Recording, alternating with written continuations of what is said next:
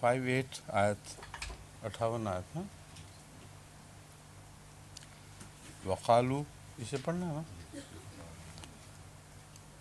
اعوذ باللہ من الشیطان الرجیم بسم اللہ الرحمن الرحیم.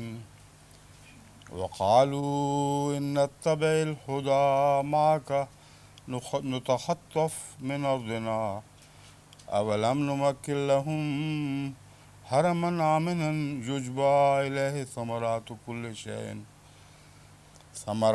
كل شيء رزقا من لدنا ولكن أكثرهم لا يعلمون.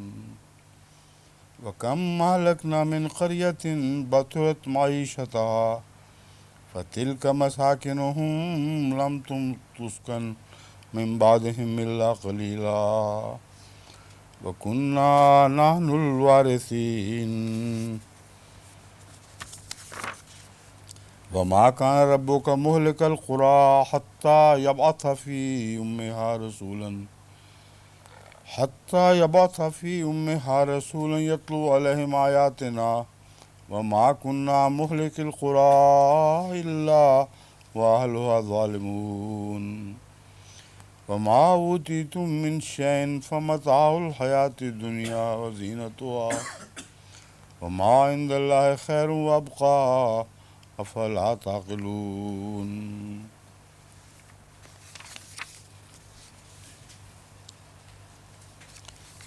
وقالوا إن نتبع الهدى معك نتخطف من أرضنا. اس سے پہلی بس کون سی ہے؟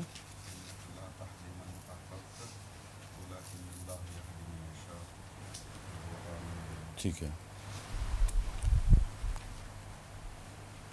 انہوں نے کہا کہ اگر ہم نتبع الہدا ما کا اگر ہم تیرے ساتھ تیری ہدایت کی پیروی کریں، یعنی جو ہدایت تو لایا ہے اس کی پیروی کریں، نتخطف من ارضنا ہم زمین سے اکھاڑ دیے جائیں گے. جس کا ایک معنی تو یہ ہے کہ ہم ملک بدر کر دیے جائیں گے، یا دوسرے ہم اپنی سوسائٹی سے نوچ کر الگ پھینک دیے جائیں گے، اور جو مقام ہم نے اپنا اس ملک میں حاصل کیا ہے اس مقام سے ہمیں دور کر دیا جائے گا. یعنی ہمارے مناصب، ہمارے رسوخ جتنے ہیں وہ سب ہم سے چھین لیے جائیں گے. اولم نمکن لہم حرما آمنا یجبی الیہ ثمرات کل شیء رزقا من لدنا ولکن اکثرہم لا یعلمون. کیا ہم نے ان کے لیے اس حرم کو امن کی جگہ نہیں بنایا؟ یجبی الیہ ثمرات کل شیء، اس کی طرف کھینچے لائے جاتے ہیں یا کشاں لائے جاتے ہیں ہر قسم کے پھل. رزقا من لدنا، یہ رزق ہے جو ہماری طرف سے عطا ہوتا ہے. ولیکن اکثرہم لا یعلمون، لیکن ان میں سے اکثر لوگ نہیں جانتے. ہدایت کی پیروی کے نتیجے میں ان کی بات بھی درست ہے کہ وقتی طور پر لوگ در بدر ٹھوکریں کھانے لگتے ہیں، ان کی ساتیں جاتی رہتی ہیں، جو کچھ انہوں نے اپنا مقام بنایا ہوتا ہے ان سے چھینا جاتا ہے، اور ملک بدر بھی کر دیے جاتے ہیں. مگر یہی وہ لوگ ہیں کہ بالآخر ان کی زمین کو دوسروں کے لیے امن کی جگہ بنا دیا جاتا ہے.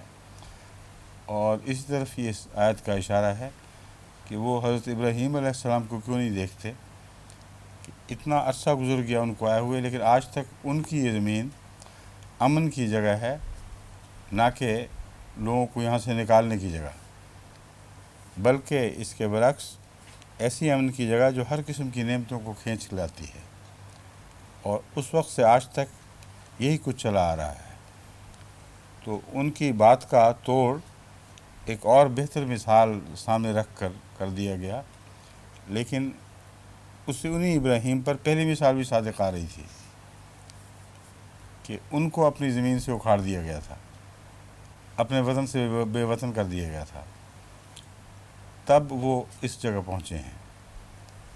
اللہ تعالیٰ نے ان کی اس دلیل کا انکار نہیں فرمایا، فرمایا یہ ہوتا ہے مگر یہ پوری کہانی نہیں ہے، اس سے آگے جو ہوتا ہے وہ یہ ہے، اور اس کا لیونگ ثبوت یہ خانہ کعبہ ہے۔ اس سارے طرز استدلال میں کسی تاریخی کتاب کے حوالے کی ضرورت نہیں، اسے پڑھنے کی ضرورت نہیں، جو کچھ تاریخ ہے وہ سامنے پڑی ہوئی ہے۔ لوگوں کے اعتقاد کی صورت میں، اور جو بستیاں پیچھے چھوڑ گئے ان کی صورت میں۔ لیکن وہ لوگ جو اکھاڑنے والے تھے، جو بستیوں سے نکال پھینکا کرتے تھے، ان کا کیا بنا؟ وَكَمْ أَهْلَكْنَا مِنْ قَرْيَةٍ بَطِرَتْ مَعِيشَتَهَا فَتِلْكَ مَسَاكِنُهُمْ، کتنی ہی ایسی بستیاں تھیں جو انبیاء کو نکالنے والی تھیں، یعنی یہ اس میں مفہوم میں شامل ہے کہ ہم نے ان کو ہلاک کر دیا، مگر وہ بستیاں ایسی تھیں کہ جو اپنی معیشت پر نازاں تھیں، وہ اپنی خوشحالی پر فخر کیا کرتی تھیں۔ بس فتل کا مساکن ہوں، یہ ان کے مساکن ہیں۔ لم تسکم من بعدہم الا قلیلا، اس کے بعد ان میں کوئی زیادہ دیر نہیں بس سکا۔ وَكُنَّا نَحْنُ الْوَارِثِينَ، اور یہ ہم ہی تھے جو ان کے وارث بنے۔ اب دیکھیں کیسا خوبصورت انداز بیان ہے جو مسلسل اسی طرز استدلال کو پکڑے ہوئے ہے، کسی تاریخی حوالے میں کی ضرورت نہیں، کسی کتاب کا مطالعہ کرنے کی ضرورت نہیں، وہ سب گواہیاں سامنے بکھری پڑی ہیں، کچھ انسانوں کی صورت میں جو پہلے بیان گزر چکا، کچھ بستیوں کی صورت میں۔ ایک تم ہو جو دعویٰ کرتے ہو کہ ہم نکالنے والے تھے، ہم نکال دیے جائیں گے، اللہ نے نکالے جانے والوں کے ساتھ یہ سلوک کیا، ان کی بستی تمہارے سامنے ہے، اور وہ جو نکالنے والے تھے ان کی بستیاں کھنڈر بن گئیں۔ اور تل کا مساکنہم، یہ تمہارے سامنے ان کے گھر ہیں۔ سوال یہ ہے کہ وہ گھر کیا واقعتاً ان کے سامنے تھے؟ عربوں کے علم میں بعض بستیاں ایسی تھیں جو اجڑی ہوئی تھیں، انہی پر سے ایک دفعہ رسول اللہ صلی اللہ علیہ وسلم کا گزر ہوا تو آپ نے وہاں ٹھہرنا پسند نہیں کیا۔ لیکن بہت سی ایسی ہیں جن کو خدا تعالیٰ، جن کی طرف قرآن توجہ دلاتا ہے۔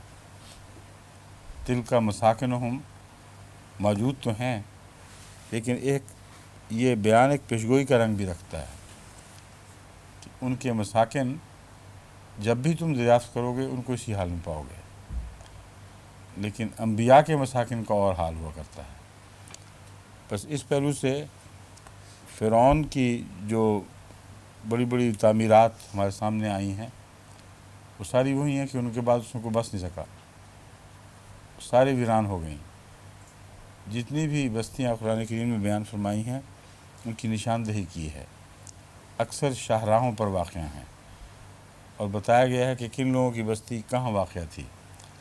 تو اس میں بہت سی ایکسکیویشن ہونے والی ہے، یعنی زمین کی کھدائی کے نتیجے میں آثار قدیمہ کے ماہرین کا کام ہے کہ وہ مزید بستیوں کو دریافت کریں، مگر امید ہے کہ احمدی آثار قدیمہ کے ماہرین بھی اس میں شامل ہونے لگیں گے۔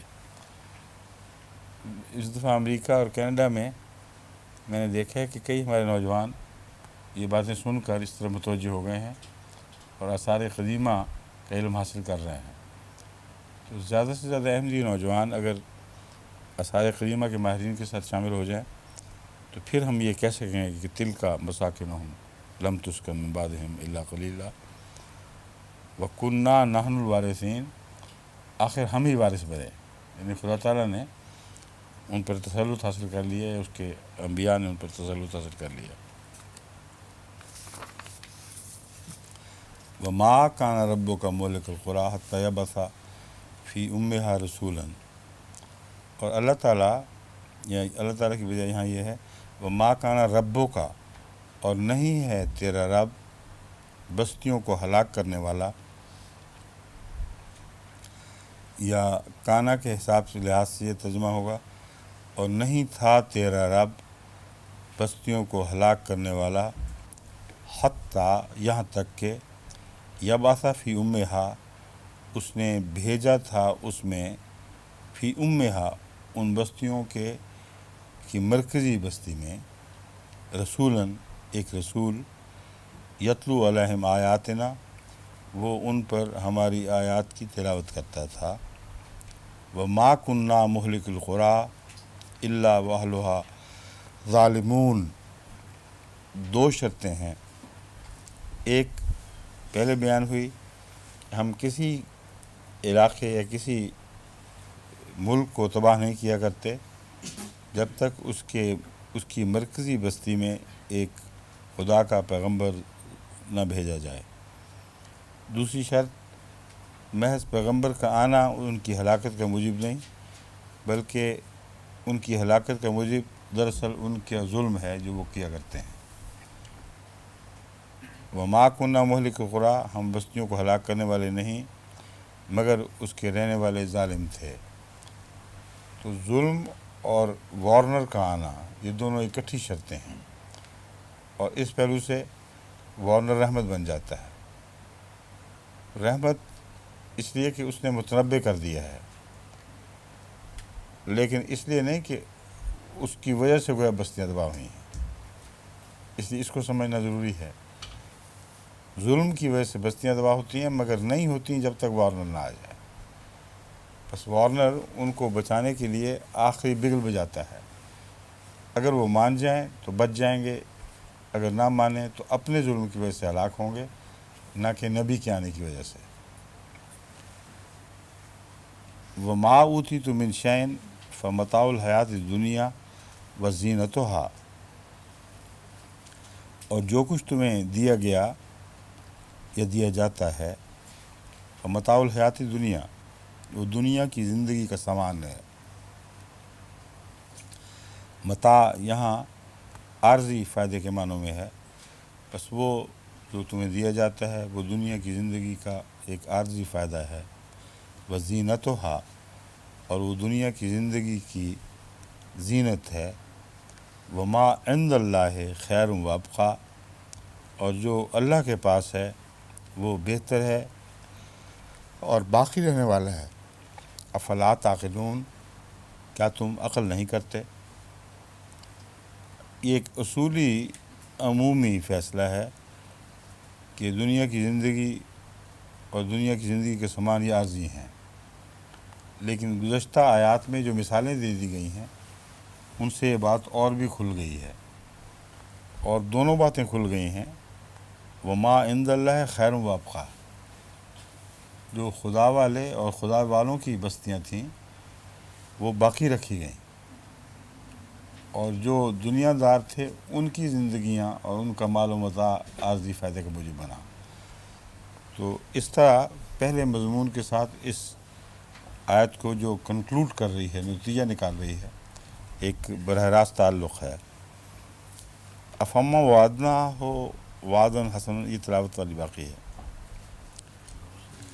ہو چکی ہے، سوری، ٹھیک ہے۔ افمن وعدنا ہو وعدن حسنا، بس وہ جس سے ہم نے ایک اچھا دلکش وعدہ کیا ہو، فہو لاقی ہے، اور وہ اس وعدے کو حاصل کرنے والا ہو، یعنی اس نے اس وعدے کو پا لینا ہے بہرحال۔ کمم متعنا ہو متاع الحیات دنیا، ایسے شخص کی طرح ہو سکتا ہے کہ جسے ہم نے حیات دنیا کا عارضی فائدہ دیا ہو،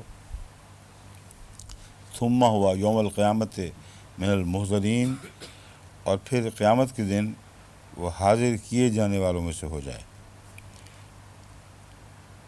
حاضر کیے جانے والے تو سارے ہی ہوں گے، لیکن من المحضرین میں یہ مفہوم ہے جیسے سمن دے کے بلایا گیا ہو۔ مختلف قسم کی حاضری ہوتی ہے، یہاں محضر سے مراد سمنڈ، جن کو حاضر ہونے کا حکم دیا گیا ہو۔ بس وہ شخص جو دنیا کے عارضی فائدے حاصل کرتا ہے ویسا ہو سکتا ہے، جو وہ شخص جس کو ہم نے اچھا وعدہ دیا ہو جسے اس نے حاصل کرنا ہے، دنیا کے عارضی فائدے والوں کی طرح ہو سکتا ہے جن کو قیامت کے دن لازماً پیش کروایا جائے گا، انہیں ان کا پیش ہونا ان کے بس میں نہیں، ان کو حاضر کیا جائے گا۔ وَيَوْمَ يُنَادِيهِمْ فَيَقُولُ أَيْنَ شُرَكَائِيَ الَّذِينَ كُنْتُمْ تَزْعُمُونَ، اور جس دن وہ ان کو بلائے گا، فَيَقُولُ وہ کہے گا، فَيَقُولُ پس وہ کہے گا، أَيْنَ شُرَكَائِيَ الَّذِينَ وہ میرے شرکاء کہاں ہیں، کنتم تزعمون جن کو تم گمان کیا کرتے تھے کہ میرے شریک ہیں۔ یہ کہ میرے شریک ہیں اس مفہوم میں داخل ہے، لیکن لفظوں میں نہیں۔ وہ یوم ینادیہم جس دن بلانے والا ان کو بلائے گا اور کہے گا، کہاں ہیں میرے شرکاء جن کو تم گمان کیا کرتے تھے۔ آگے مفہوم مطلب ہے کہ وہ میرے شریک ہیں۔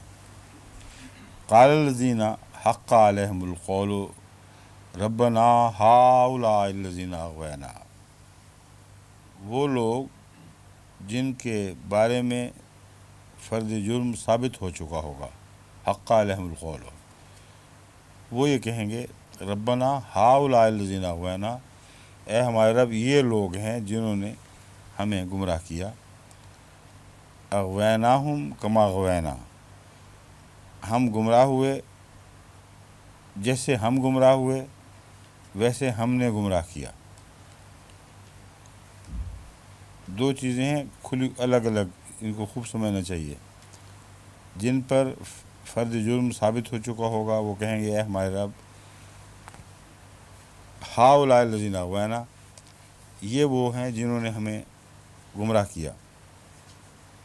وہ جو گمراہ کرنے والے ہیں ان کا فکر ہے بعد میں یہ اغویناہم کما اغوینا، کیونکہ یہ تو معصوم بنے ہوئے ہیں نا کہ انہوں نے ہمیں گمراہ کیا۔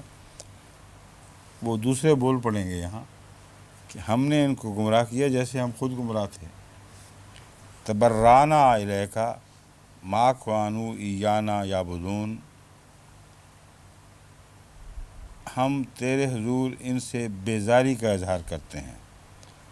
ما کانوا ایانا یعبدون، وہ یقیناً ہماری عبادت نہیں کیا کرتے تھے۔ یہاں وہ شریک جن کو فرضی قرار دیا گیا ہے ان کے حاضر ہونے کا ذکر نہیں چل رہا، وہ ایک الگ قسم ہے۔ کچھ لوگ ایسے ہیں جو فرضی معبود بنائے جاتے ہیں جن کا وجود ہی کوئی نہیں، وہ تو قیامت کے دن بولیں گے نہیں، لیکن وہ جو بندے ہوں اور ان کو عزتیں دے دے کر خدا کا شریک ٹھہرا کر ان سے مرادیں مانگی جائیں اور وہ مر جائیں تو تب بھی ان سے مرادیں مانگی جائیں، یہ وہ لوگ ہیں جو یہاں مراد ہیں۔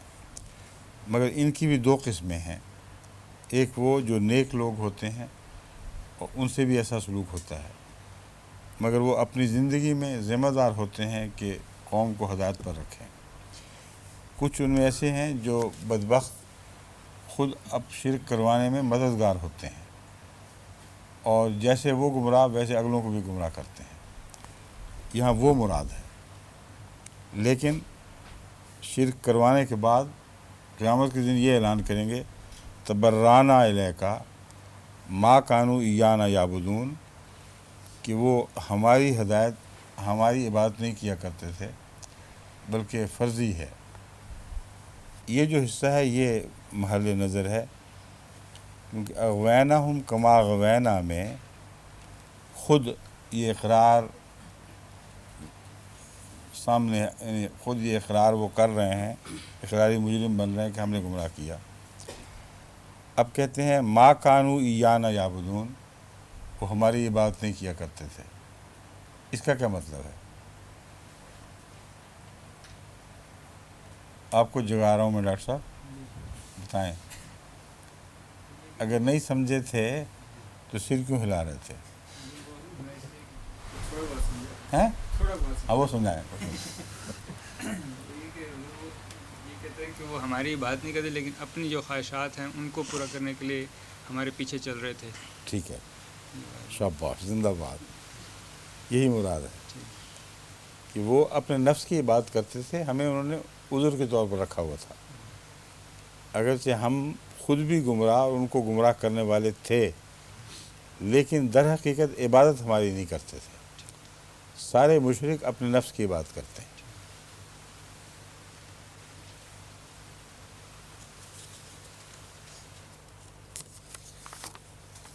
وَقِيلَ ادْعُوا شُرَكَاءَكُمْ فَدَعَوْهُمْ وَلَمْ يَسْتَجِيبُوا لَهُمْ وَرَأَوُا الْعَذَابَ لَوْ أَنَّهُمْ كَانُوا يَهْتَدُونَ۔ یہاں وہ دوسرے شرکاء اب شروع ہو گئے ہیں جو فرضی ہوتے ہیں۔ کچھ تو موجود لوگ تھے جو گمراہ کرنے کا موجب بنتے ہیں، ان کا ذکر گزر گیا۔ اب کہا جائے گا کہ ان شرکاء کو بلاؤ جن کے فرضی عبادت کرتے تھے، فَلْيَمْ يَسْتَجِيبُوا لَهُمْ، وہ ان کو جواب ہی نہیں دیں گے۔ کوئی ہوں گے تو جواب دیں گے نا، وہ ہوں گے ہی نہیں، وہ جواب نہیں دیں گے۔ اور دیکھیں گے کیا؟ وَرَأَوُا الْعَذَابَ، وہ عذاب کو دیکھ لیں گے۔ لَوْ أَنَّهُمْ كَانُوا يَهْتَدُونَ، کاش کہ وہ ہدایت پا جاتے۔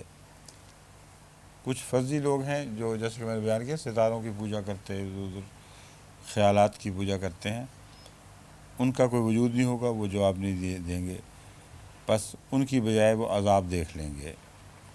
وہ یوم ینادیہم فیقول ماذا اجبتم المرسلین،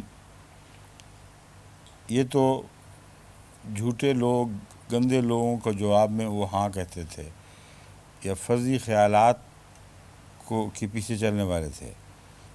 لیکن اب پوچھا جائے گا کہ رسول جو واقعتاً تمہارے پاس آئے ہیں، جو ایک ٹھوس وجود رکھتے تھے، ان کے ساتھ تمہارا کیا سلوک تھا؟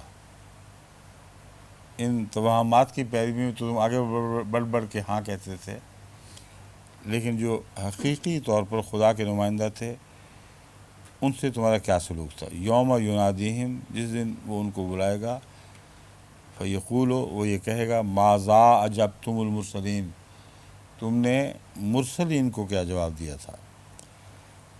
عمیت علیہم الانباء یومئذ ہم لا یتساءلون، اس دن وہ کچھ بھید نہ پائیں گے۔ عمیت علیہم الانباء، خبریں ان پر اندھی ہو جائیں گی، اس کا وہ کوئی جواب نہیں دے سکیں گے۔ فہم لا یتساءلون، اور ایسی بات ہے جس میں ان کے پاس جواب ہے ہی کوئی نہیں، اس لیے وہ ایک دوسرے سے بھی نہیں پوچھیں گے کہ ہم کیوں انکار کیا کرتے تھے۔ یہ نقشہ ہے ان لوگوں کا جن کے پاس انکار کے لیے کوئی دلیل نہیں ہوتی، محض ایک نفس کا تعصب و ضد ہوتی ہے۔ اما من تاب و آمن و عمل صالحا، پس وہ جو توبہ کرے، وہ آمنہ اور ایمان لے آئے، وہ عمل صالحا اور نیک اعمال بجا لائے، فعسیٰ ان یکون من المفلحین، تو ہرگز بعید نہیں کہ یہ کامیاب ہونے والوں میں سے شمار کیا جائے۔ شمار کیا جائے کہ لفظ نہیں ہے، یکون من المفلحین، کامیاب ہونے والوں میں سے ہو جائے، تو مراد یہی ہے کہ وہ خود جو کامیاب ہونے والوں میں سے ہو جائے، وہ دراصل اللہ کے فضل سے شامل ہوتا ہے، اس لیے میں نے اس کا ترجمہ کہ شمار کیا جائے کر دیا ہے، ورنہ لفظی طور پر شمار کا لفظ نہیں ہے۔ عسیٰ ان یکون من المفلحین، بعید نہیں کہ وہ کامیاب لوگوں میں سے ہو جائے۔ وَرَبُّکَ یخلق ما یشاء و یختار، اور تیرا رب تخلیق کرتا ہے جو چاہتا ہے، وہ یختار، اور چنتا ہے جو چاہتا ہے۔ ما کان لہم الخیارہ، ان کے پاس اختیار کوئی نہیں۔ سبحان اللہ و تعالی عما یشرکون، پاک ہے اللہ اور بہت بلند ہے اس سے جو وہ شرک کرتے ہیں۔ یہاں بتائیں ڈاکٹر صاحب، اس کا جو ٹھوس معنی، سائنسی معنی اس آیت کا نکلتا ہے وہ کیا ہے؟ وہ ربوں کا یخلق ما یشاء و یختار، ما کان لہم الخیارہ، تم بتاؤ ہیں؟ کیا؟ ہاں، وہ کیا ہے اس میں؟ اختیار سے مراد نیچرل سلیکشن لفظ ہے. آج کل جو ایوولوشنسٹ بلائنڈ ایوولوشن کے حق میں لکھتے ہیں، وہ 3 اصولوں میں سے یہ اصول ہے جس کو رہنما مانتے ہیں. ایوولوشن کا خلاصہ یہ نکالتے ہیں نیچرل سلیکشن. اللہ تعالیٰ نے 1400 سال پہلے اس نیچرل سلیکشن کا انکار کیا ہے. فرماتا ہے تیرا رب ہے جو تخلیق فرماتا ہے، جو چاہتا ہے وہ یختار ہو، اور اس میں سے پھر سلیکشن کرتا ہے. کوئی بلائنڈ نیچرل سلیکشن نہیں ہے. وہ ما کانا رحم الخیارہ، وہ چیز جس کی سلیکشن کی جاتی ہے یا وہ چیزیں جن کی سلیکشن کی جاتی ہے وہ خود سلیکشن کا اختیار نہیں رکھتی. یہ وہ مضمون ہے جس پر میں نے آج کل ایک اور کتاب کی تیاری شروع کی ہے، کیونکہ ان سائنسدانوں نے جو ایوولوشن بلائنڈ ایوولوشن کے کہا ہے کافی دنیا کو پاگل بنایا ہوا ہے اسی حصے پر، اختیار والے حصے پر. ہر چیز کا جواب نیچرل سلیکشن. نیچرل سلیکشن کی نہ آنکھیں، نہ کان، نہ فیصلے کی طاقت، نہ دماغ. وہ ایک اندھا قانون ہے جو غلط چیز کو بھی چن سکتا ہے، اچھی چیز کو بھی چن سکتا ہے، لیکن اختیار کا فیصلہ اختیار کرنے والے کو ہے ہی نہیں. نیچرل سلیکشن جس کو کہتے ہیں اس کو فیصلے کا کانشیس اختیار نہیں ہے. جو کچھ ہو جائے وہی اس کا فیصلہ سمجھا جائے گا. تو اللہ تعالیٰ فرما رہا ہے کہ جس کو اختیار کا فیصلہ ہی کوئی نہیں، وہ کیسے سلیکشن کر سکتا ہے؟ اختیار کے فیصلے کے لیے کوئی صاحب فیصلہ مختار وجود ہونا چاہیے جو فیصلہ کرے کہ یہ رکھنا ہے یہ نہیں رکھنا. اور یہ خلاصہ ہے ایوولوشن کا کہ ایوولوشن ضرور ہوئی ہے لیکن گائیڈڈ ایوولوشن ہے.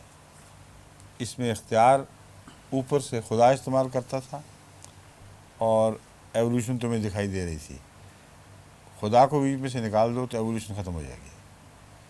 تو ایوولوشن خدا کے خلاف نہیں بلکہ خدا کے طرز عمل کا ایک اظہار ہے. اس سے زیادہ اس کی کوئی حقیقت نہیں ہے. وہ ربوں کا یعلم ما تکن صدورہم وما یعلنون، اور تیرا رب جانتا ہے ما تکن صدورہم، جو ان کے سینے چھپاتے ہیں، وما یعلنون، اور جو وہ ظاہر کرتے ہیں. یہ بھی ایک بہت ہی دلچسپ اور گہرا تبصرہ ہے ان بلائنڈ ایوولوشنسٹ پر. یعنی ان پر بھی تبصرہ ہے، دوسرے معنی تو ہیں ہی اس کے جو عام روزمرہ سمجھ میں آنے والے معنی ہیں. وہ اس لیے کہ یہ سب لوگ جو بلائنڈ ایوولوشن کے لیڈر ہیں اس کی تائید میں مضامین کتابیں لکھتے ہیں، ان سارے حصوں سے آنکھیں بند کر لیتے ہیں جو ان کے خلاف جاتے ہیں، اور کچھ کو ظاہر کرتے ہیں اور کچھ کو چھپاتے ہیں. جس طرح مذہبی متعصب یہودی علماء مثلا اس زمانے کے تھے جس کا قرآن کریم ذکر فرماتا ہے، وہ بعض آیتوں پر ہاتھ رکھ لیتے تھے، بعض کو ظاہر کر دیتے تھے.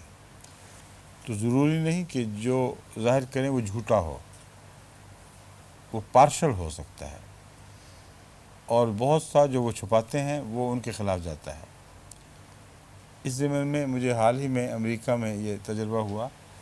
میں نے بعض احمدی سائنٹسٹ کو جو اپنے اس مضمون کے ایوولوشن کے اور زندگی کے تعلق میں وہ بہت بڑے مقام حاصل کر چکے ہیں، ان میں پی ایچ ڈی ہیں، دوبارہ کام کر رہے ہیں، پی ایچ ڈی کے علاوہ ایک اور پی ایچ ڈی لے رہے ہیں، ان میں ایم ایس سی ہیں. اسی قسم کے بڑے قابل لوگوں سے میں نے بعض سوال کیے ایوولوشن کے متعلق، اور خاص طور پر ایک جانور کی مثال دے کر کہ اس پر بتاؤ کیا کام ہے.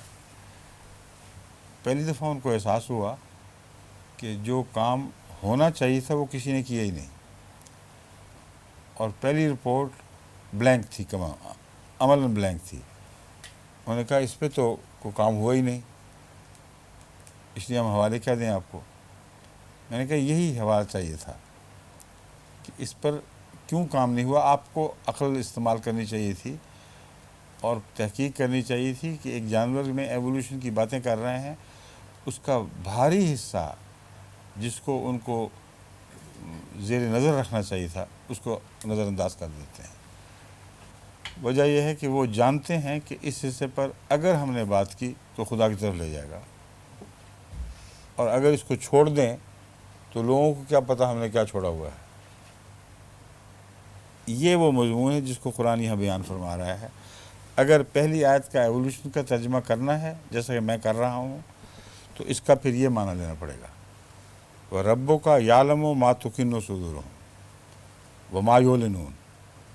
اور وہ جو خدا کی تخلیق کا انکار کرنے والے ہیں، تخلیق کا مضمون چل رہا ہے، ان کو اللہ خوب جانتا ہے کہ وہ چھپاتے کیا ہیں اور ظاہر کیا کرتے ہیں.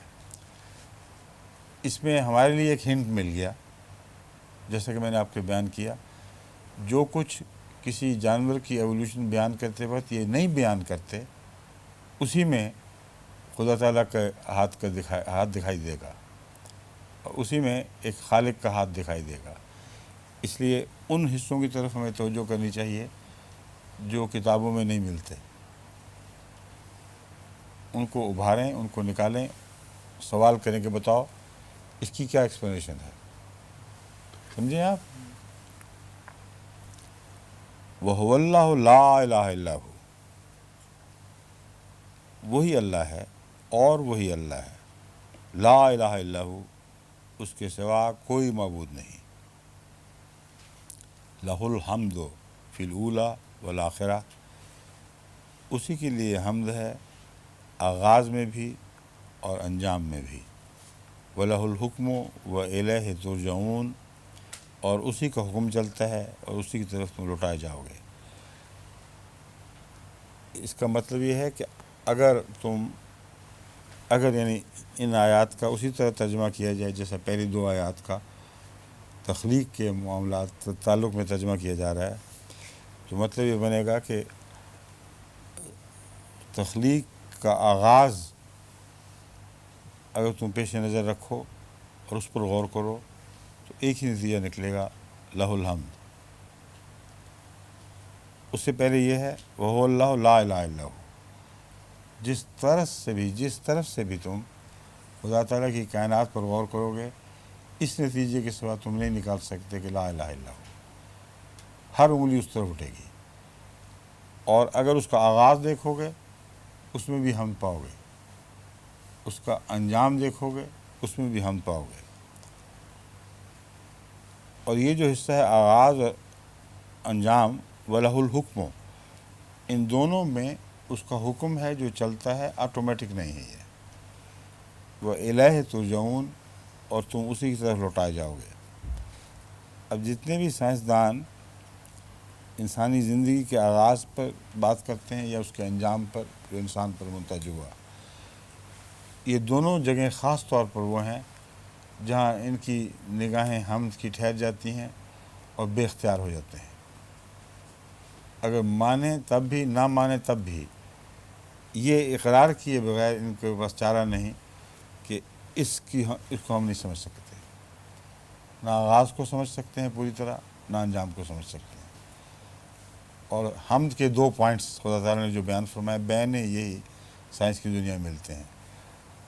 جو ابتدائی اینٹیں زندگی کی اینٹیں کہلاتی ہیں، جن سے ساری زندگی کی تعمیر ہوئی ہے، اس بنیادی تعمیر کے مٹیریل یعنی اس مادے کو جس سے تعمیر کی جاتی ہے، سائنسدان آج تک نہ پوری طرح سمجھ سکے ہیں، نہ اس کی ایکسپلینیشن دے سکتے ہیں.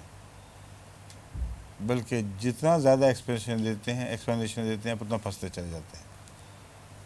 یہاں تک کہ ایکسپلینیشن کے بعد دوسری ایکسپلینیشن، تیسری، چوتھی، وہاں جا کر آخر کھڑے ہونا پڑتا ہے ان کو. کہتے ہیں ہمارے پاس کوئی اس کا جواب نہیں، سر دست ہم نہیں دے سکتے. بعض ہیں جو کہتے ہیں ہو جائے گا، لیکن بعض دوسرے جو نسبتاً زیادہ سچائی کے قائل ہیں وہ بتاتے ہیں کہ کیوں ہو نہیں سکتا، کیونکہ ایسے تضادات دکھائی دے رہے ہیں اگر آزاد ایوولوشن ہو تو یہ تضاد نہیں ہونی چاہیے نہ، آزاد ہو تو تضاد ہونے چاہیے. اگر کوئی ہاتھ ڈائریکٹ کر رہا ہو تو تضاد نہیں ہوں گے. اور ہمیں تضادات نظر آتے ہیں آزاد کی صورت میں.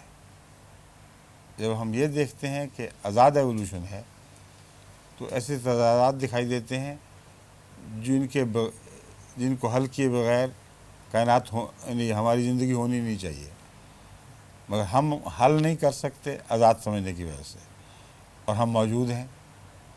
اس بات کا ثبوت ہے کہ ایوولوشن آزاد نہیں تھی. سمجھیں، یہ نتیجہ ہے ان کا آغاز کے متعلق. پہلی بریک زندگی کی جس سے کلوننگ مثلا وہ بناتے ہیں، جو بنیادی طور پر سارے جانوروں میں شامل ہے، ایک ہی ہے، ڈی این اے اور آر این اے. اس کے بغیر زندگی کی کوئی شکل بھی ممکن نہیں. ادنیٰ سے ادنیٰ زندگی میں بھی پائی جائیں گی، اعلیٰ سے اعلیٰ زندگی میں پائی جائیں گی. ان کے اندر کی ارینجمنٹ اور آپس کے تعلقات اس میں فرق پڑ جاتا ہے، لیکن بنیادی طور پر وہی ہے. اس کو کہتے ہیں برکس آف لائف. ہر عمارت کی شکل مختلف ہوگی مگر برکس بالعموم ایک جیسی ہوتی ہیں. یہ فرق ہوگا تو تھوڑا ہوگا. تو یہ مراد ہے اللہ تعالیٰ کی کہ تم پہلی برک پر جب غور کرتے ہو تو وہاں تمہیں حمد کے سوا کچھ دکھائی نہیں دے گا، اور وہ اتنی بیفلنگ ہوگی کہ ایک خدا کی طرف لے کے جائے گی تمہیں. اگر تم اس طرف نہیں جاؤ گے تو پھر تضادات کا شکار ہو جاؤ گے. تسلیم کرنا پڑے گا کہ تضادات ہیں، گویا کہ مختلف خداؤں نے مختلف چیزیں پیدا کیں اور تمہیں دکھائی دے رہا ہے کہ مختلف خدا نہیں ہیں. یہ مضمون بہرحال بڑا تفصیلی ہے، خلاصہ اس کا میں نے آپ کے سامنے رکھ دیا ہے. یہی حال انسان کی انیٹمی، اس کی فزیولوجی، اس کے دیگر حالات پر غور کرنے سے اٹھتا ہے، یہاں تک کہ صرف ایک لفظ اس کو خون کہتے ہیں، خون کی کوئی ایکسپلینیشن آٹومیٹک ایوولوشن کی آپ نہیں دے سکتے. دے سکتے ہیں آپ؟ ہیں؟ جتنا مرضی زور لگائیں، خون کا ایک خلیہ یا خلیہ کیسے بنا اور ایوالو کیسے ہوا ہے، اس کی کوئی ایکسپلینیشن نہیں دے سکتے. اور آگے جو امیون سسٹم اور دوسری چیزیں وہ تو بے شمار ہیں، اس کا تو کوئی حساب ہی نہیں رہتا. قل ارأیتم ان جعل اللہ علیکم اللیل سرمدا الی یوم القیامت من الہ غیر اللہ یاتیکم بالضیاء افلا تسمعون. تو کہہ دے، مجھے بتاؤ تو صحیح کہ اگر خدا تعالیٰ اللہ تم پر رات کو دائمی کر دیتا، ہمیشہ کے لیے ٹھہرا دیتا، الی یوم القیامت، قیامت کے دن تک، من الہ غیر اللہ یاتیکم بالضیاء، اللہ کے سوا کون ہے جو تمہارے لیے روشنی کھینچ لاتا. افلا تسمعون، بس تم کیا سنتے نہیں؟ اس میں کیا بات نوٹ کی آپ نے اس آیت میں؟ یہ کہ روشنی جو ہے سورج، اس کی بہت سی ہماری جو زندگی کے عمل ہیں ان کے لیے بہت ضروری ہے. ٹھیک. اگر رات ہی رہتی تو بہت سے اعمال جو تھے، کلوروفل وغیرہ یا دوسری تیسری چیزیں، وہ نہیں ہو سکتی تھی. دوسری طرف نکل کے کر لیتے ہیں. وہ یا دن بھی رہتا ہر وقت اور رات نہ رہتی. ایک طرف رات رہتی جی. تو وہ جو آپ اعمال کہہ رہے ہیں وہ رات والے حصہ چھوڑ کے دن والے حصے میں نکل آتے. ہوگ جی. پھر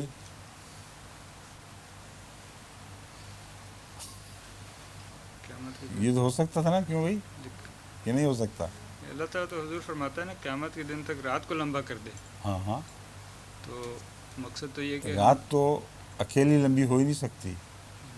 اگر رات کسی حصے پر ہمیشہ کے لیے چھا جائے جی. تو اسی کرے کے دوسری طرف جی. لازماً مستقل دن ہونا چاہیے. اس کا اپوزٹ نمبر بھی سوچیں نا. اللہ تعالیٰ یہ فرماتا ہے ان جعل اللہ علیکم اللیل سرمدن الی یوم القیامت من الہ غیر اللہ یاتیکم بالدعاء، تمہارے لیے کوئی روشنی کی کرن لے کے آئے، کوئی خدا کے سوا کوئی معبود ہو سکتا ہے جو ایسی صورت میں اس رات کو دن بنا سکے، یا بے دعا کسی قسم کی روشنی کی تمہارے لیے لے آئے؟ یہ اس لیے ممکن نہیں کہ اگر ایک طرف رات ہو، اول تو محض پوری رات میں ہمیشہ کے لیے اندھیرا ہی اندھیرا ہو، اس میں زندگی کا آغاز ہونا ہی ممکن نہیں۔ نمبر دو، رات کے کچھ تقاضے ہیں، رات ٹھنڈا کرتی ہے، وہ کرۂ ارض جو اس میں ہمیشہ کی رات ہو وہ مستقل جم جائے گا، وہ کرۂ ارض جس پہ مسلسل دھوپ ہے وہ خشک ہو جائے گا، اور وہ جو ہواؤں کا اور پانیوں کا اٹھنا اور برسنا ہے وہ سلسلہ ختم ہو جائے گا، اور اتنا تپ سکتا ہے وہ کہ اس پر روٹیاں کیا اور بھی چیزیں پک سکتی ہیں، بلکہ لوہے پگھلائے جا سکتے ہیں۔ تو یہ زمین کی شکل بن جاتی ہے۔ میں یہ بتانا چاہتا ہوں کہ ضیاء سے مراد صرف روشنی نہیں، بے ضیاءن ہے، کسی قسم کی کوئی روشنی، امید کی کوئی کرن بھی تمہارے لیے کوئی نہیں لا سکتا۔ جب تم دیکھ نہیں سکتے تو صرف سن ہی سکتے ہو نا، تو میں افلا تسمعون، بس تم ہماری بات سن رہے ہو کہ نہیں سن رہے؟ اگر تمہیں دکھائی نہیں دیتا تو سن لو کہ تمہارے لیے زندگی کا کوئی بھی امکان باقی نہ رہے اگر خدا تعالیٰ رات کو سرمدی کر دے، اور وہ سرمدی اسی صورت میں ممکن ہے کہ ایک حصے پر ہمیشہ کی رات ہو اور دوسرے حصے پر ہمیشہ کا دن۔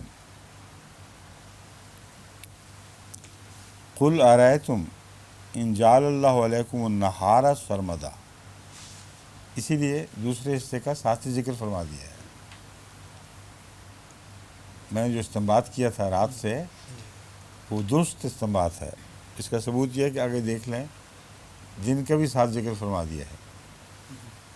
ان جعل اللہ علیکم النہار سرمدا الی یوم القیامت من الہ غیر اللہ یاتیکم باللیل تسکنون فیہ افلا تبصرون۔ اب روشنی تھی اس لیے بصیرت کا ذکر فرما دیا، اندھیرے میں سننے کا ذکر فرمایا تھا۔ نوٹ کیا آپ نے کیا؟ بغیر روشنی کے دیکھ نہیں سکتے، اس لیے سن تو سکتے ہو، جی تو وہاں فرمایا افلا تسمعون، سنتے بھی نہیں ہو تم، اور جہاں دن چڑھا دیا ہے ہمیشہ کا وہاں فرمایا افلا تبصرون، تمہیں دکھائی نہیں دے رہا کہ باوجود دن کے تم دیکھ بھی نہیں سکتے، اس لیے کہ اس دن میں انسان پل ہی نہیں سکتا۔ من الہ غیر اللہ یاتیکم باللیل تسکنون فیہ، جب تک رات نہ آئے دن کے بعد زندگی کو سکون نہیں مل سکتا، اور سارا وہ نظام تسکین جو خدا تعالیٰ نے قائم فرمایا ہے وہ ان دونوں کے عدل نے بدلنے سے ہے۔ تو خدا تعالیٰ نے رات کو اکیلے بیان نہیں فرمایا، دن کو بھی بیان فرمایا ہے، ورنہ کوئی انسان اگر اپنی طرف سے سمجھتا ہے کہ رات سب ساری دنیا پہ برابر پڑتی ہے اور دن سب دنیا پہ برابر پڑتا ہے، تو اس کو یہ کہنے کی ضرورت ہی نہیں تھی۔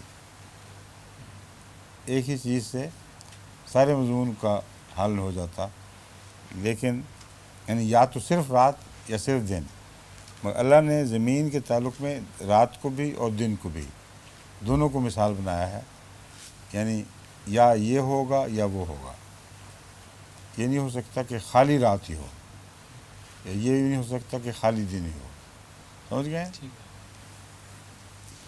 وَمِن رَحْمَتِهِ جَعَلَ لَكُمُ اللَّيْلَ وَالنَّهَارَ۔ اب دیکھیں فرمایا کہ یہ اللہ کی رحمت ہے کہ اس نے تمہارے لیے ایسے حالات پیدا کیے ہیں کہ دن اور رات دونوں ہی ہوں گے، جس کا مطلب یہ ہے کہ ساری زمین یا زمینیں جتنی بھی ہیں وہ بیضوی ہیں، وہ کرے ہیں جن کے اوپر دن اور رات دونوں آ سکتے ہیں۔ اگر بیضوی نہ ہو تو پھر یہ ممکن نہیں کہ دن یا رات باری باری آئیں،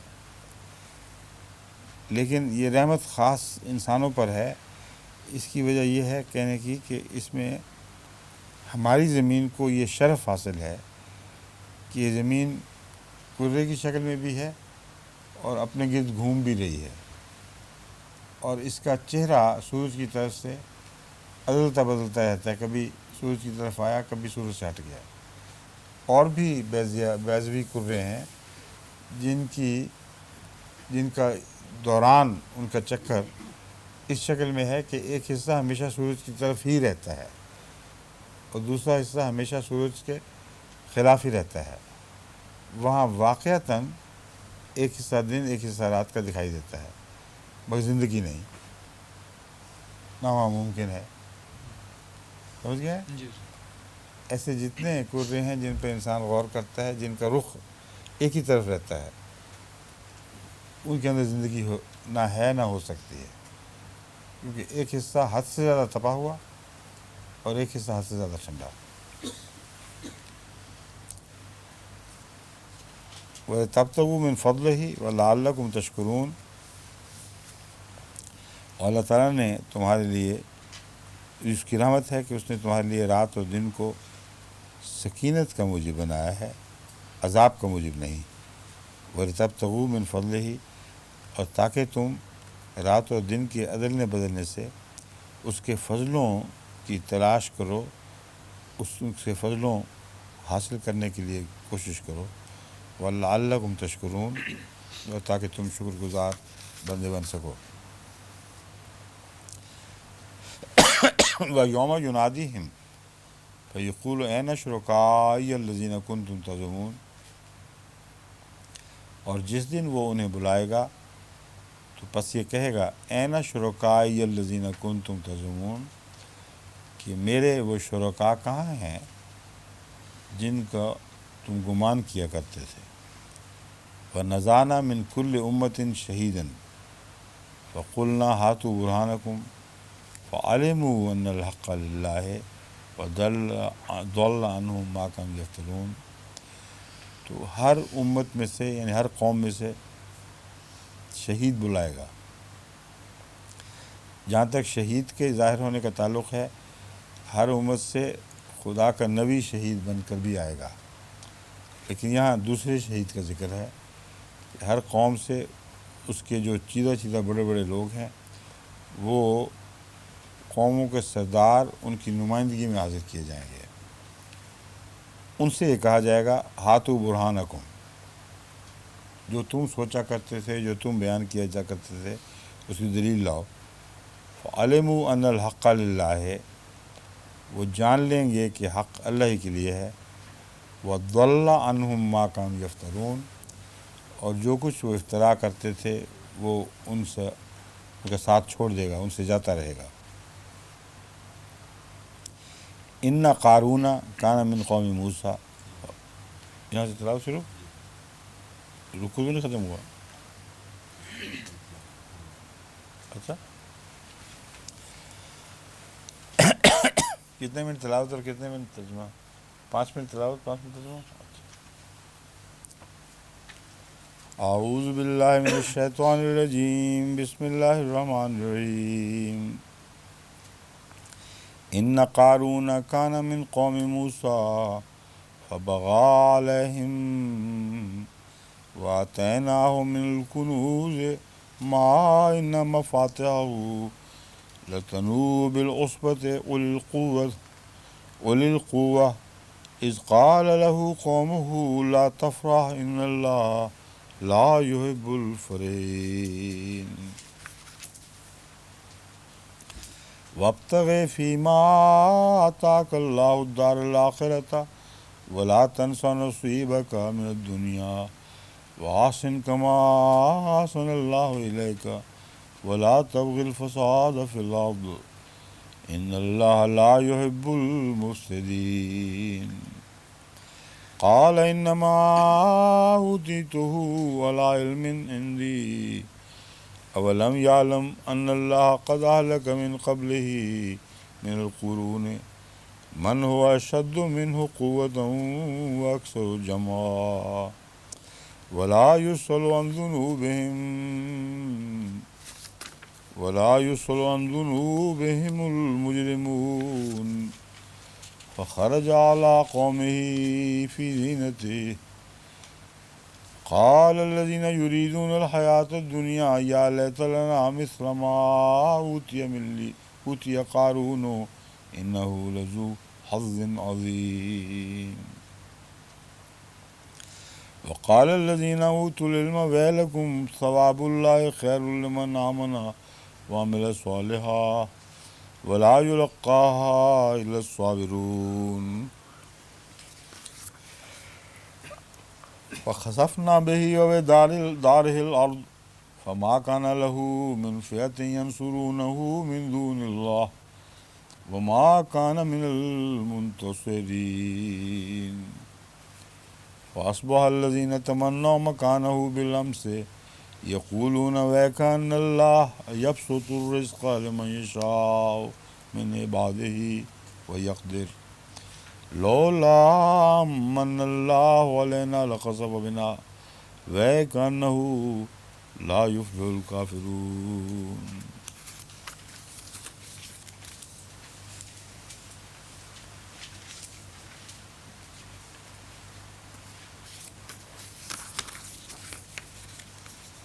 ان قارون سے پڑھنا ہے. یقیناً قارون موسیٰ کی قوم میں سے تھا. فبغى علیہم، اس نے اپنی قوم سے غداری کی اور ان کے خلاف اٹھ کھڑا ہوا. وآتیناہ من الکنوز، اور ہم نے اسے خزانے عطا کیے. ما ان مفاتحہ لتنوء بالعصبۃ اولی القوہ، کہ ان کی چابیاں ہی اتنی بھاری تھیں کہ وہ جوانوں کی ایک مضبوط جماعت کو بھی تھکا دیتی اگر وہ ان کو اٹھاتے. اذ قال لہ قومہ، جب اس کی قوم نے اس سے کہا لا تفرح ان اللہ لا یحب الفرحین، تو فخر سے کام نہ لے یا اترا کے نہ چل، یقیناً اللہ تعالیٰ اترانے والوں کو پسند نہیں فرماتا. وابتغ فیما آتاک اللہ الدار الآخرۃ، اور جو کچھ اللہ تعالیٰ نے تجھے عطا کیا ہے اس کے ذریعے آخرت کا گھر بنا. وقت بنا کے مطلب وابتغ سے مطلب ہے چاہ، یعنی اس کے لیے کوشش کر. وابتغ فیما آتاک اللہ، جو تجھ خدا نے تجھے دیا ہے، ابتغ اس کے ذریعے کوشش کر دار الآخرہ کے لیے، آخرت کے گھر کے لیے. ولا تنسا نصیبک من الدنیا، اور ہاں اپنی دنیا میں سے اپنا حصہ بے شک نہ بھول، وہ بھی استعمال کر. واحسن کما احسن اللہ الیک، اور حسن معاملت کر جیسے خدا تعالیٰ نے تجھ سے اچھا سلوک فرمایا ہے. ولا تبغ الفساد فی الارض، اور زمین میں فساد نہ پھیلا. ان اللہ لا یحب المفسدین، یقین اللہ تعالیٰ مفسدوں کو پسند نہیں فرماتا. قال انما اوتیتہ علی علم عندی، اس نے کہا جو کچھ مجھے دیا گیا ہے وہ تو محض اس علم کی بنا پر ہے جو میرے پاس ہے. یعنی اسے کسی فن کی مہارت تھی، کسی خاص معاملے میں بغیر معمولی طور پر ہوشیار تھا. اس نے کہا یہ تو میری اپنی علمی برتری کی وجہ سے ہوا ہے. اولم یعلم ان اللہ قد اہلک من قبلہ من القرون ومن هو اشد من قوۃ واکثر جمعا. اولم یعلم، کیا وہ یہ نہیں جانتا، ان اللہ قد اہلک من قبلہ من القرون، کہ اللہ نے اس سے پہلے بہت سی بستیوں کو ہلاک کر دیا. من ہوا اشد منہ قوۃ و اکثر و جمع، جو قارون سے بڑھ کر مضبوط تھے اور اپنی جمعیت کے لحاظ سے بھی بہت طاقتور تھے. ولا یسأل عن ذنوبہم المجرمون، اور مجرموں سے ان کے جرائم کے متعلق پوچھا بھی نہیں جائے گا، یعنی ان کے جرائم ظاہر و باہر ہوں گے. فخرج علی قومہ فی زینتہ، بس وہ اپنی قوم پر ظاہر ہوا اپنے شانہ لباس میں، فی زینتہ ہی، جو کچھ سج دھج کی چیزیں اس کے پاس تھیں انہیں پہن کر وہ قوم میں ظاہر ہوا۔ قال الذین یریدون الحیات الدنیا، وہ لوگ جو دنیا کی زندگی کو پسند کرتے تھے وہ کہنے لگے یا لیت لنا مثل ما اوتی قارون، اے کاش ہمارے پاس بھی وہ کچھ ہوتا جو قارون کو دیا گیا ہے، انہ لذو حظ علیم، یہ تو بہت بڑے نصیبے کا آدمی ہے۔ وقال الذین اوتوا العلم، اور وہ لوگ جو صاحب علم تھے جن کو علم دیا گیا تھا انہوں نے کہا ویلکم ثواب اللہ خیر لمن آمن وعمل صالحا، تمہیں ہلاکت ہو تم پر، تم کیسی باتیں کرتے ہو، یعنی یہ ایک ہی معنی کے ایک ہی لفظ کے دو تین طرز میں معنی کیے جا سکتے ہیں۔ ویلکم، تمہیں ہو کیا گیا ہے، تم پاگل تو نہیں ہو گئے، کیسی باتیں کر رہے ہو، ہلاکت ہو تم پر، یہ سارے مضمون ویلکم کے تابع بیان ہوتے ہیں۔ ثواب اللہ خیر لمن آمن وعمل صالحا، اللہ کا ثواب جو ہے اس شخص کے لیے جو امن پسند ہو، وہ عمل صالحا، اور نیک اعمال بجا لانے والا ہو، وہ اس کے لیے بہتر ہے۔ ولا یلقاها الا الصابرون، اور اس بات کو سوائے صبر کرنے والوں کے کوئی پا نہیں سکتا۔ فخسفنا بہ وبدارہ الارض، بس ہم نے اس کو اور اس کے گھر کو زمین میں دھسا دیا۔ فما کان لہ من فئۃ ینصرونہ، تو کوئی جماعت بھی ایسی نہیں تھی جو اس کی مددگار بنتی، من دون اللہ، اللہ کے سوا۔ وما کان من المنتصرین، اور وہ ایسا تھا کہ وہ بدلہ بھی نہیں لے سکتا تھا، یعنی اس کا بدلہ نہیں لیا جانا تھا، ان لوگوں میں سے نہ ہوا جن کا بدلہ لیا جاتا ہے، کیونکہ جو ایسے حادثات ہیں جو طبعی ہیں، جو قانون قدرت کے تابع چلتے ہیں، ان کا انسان کبھی کسی سے بدلہ نہیں لے سکتا۔ وَأَصْبَحَ الَّذِينَ تَمَنَّوْا مَكَانَهُ بِالْأَمْسِ يَقُولُونَ وَيْكَأَنَّ اللَّهَ يَبْسُطُ الرِّزْقَ لِمَن يَشَاءُ، بس وہ لوگ جو تمنا کرتے تھے اس کی جگہ لینے کی، الذین تمنوا مکانہ، اصبح، انہوں نے اس حالت میں صبح کی، بالامس سے، یعنی دوسرے دن وہ اس حالت میں اٹھے کہ یقولون ویکان اللہ ویکان اللہ یبسط الرزق لمن یشاء من عبادہ ویقدر، انہوں نے کہا کہ اللہ جس کا رزق چاہے پھیلا دیتا ہے، جس کا رزق چاہے تنگ کر دیتا ہے۔ لولا امن اللہ علینا لخسف بنا، اور اگر ہم پر خدا کا فضل نہ ہوتا تو لخسف بنا، ہمیں بھی ساتھ لے دھساتا یا لے ڈوبتا۔ وَيْكَأَنَّهُ لَا يُفْلِحُ الْكَافِرُونَ، ہائے افسوس کہ اللہ تعالیٰ کافروں کو کامیاب نہیں فرماتا۔ یہ لولا جو لفظ ہے اس میں ایک ان کی حسرت بھی ہے، یہ صرف خوشی کا اظہار نہیں کہ ہم بچ گئے، اس سارے مضمون میں ہی ان کی حسرت اور یہ خواہش ہے کہ ہمیں بھی کچھ ملتا، لیکن اس طرح نہ ملتا کہ ہم ہلاک ہو جاتے۔